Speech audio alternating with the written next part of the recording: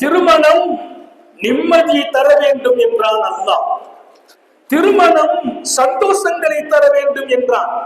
இதற்கு அடிப்படை சில காரியங்கள் காக்கப்பட வேண்டும். முதல்ல குடும்ப வாழ்க்கையில் கணவன் தன் மனைவியிடத்தில் ஈகோ பார்க்க கூடாது. தன் மதிப்பை மனைவியிடத்தில் கேட்டு பெறக்கூடாது. கணவன் மனைவியோடு, மனைவி கணவனோடு அன்பு தழும்பி வாழ வேண்டும். உங்கள் மனைவி உங்களை நல்ல கணவன் என்று சொல்ல வேண்டும். சொல்வார்களா?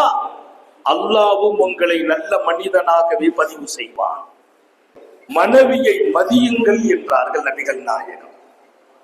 என் வாழ்க்கை சார்ந்ததை என் மனைவியிடத்திலும் ஆலோசனை செய்ய வேண்டும் என்றார்கள்.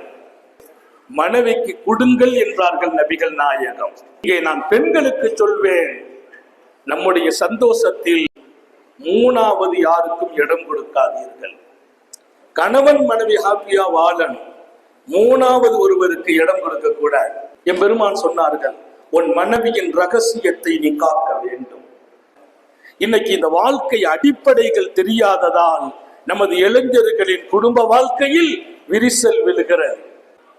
அப்போ கௌரவம் பார்க்கிறது, ஈகோ பார்க்கிறது, இந்த காரியத்தில் கூடாது. திருமணம் எப்போது நடந்ததோ என்னில் ஒரு பாகம் என் மனைவி, என் மனைவியில் ஒரு பாகம் நான்.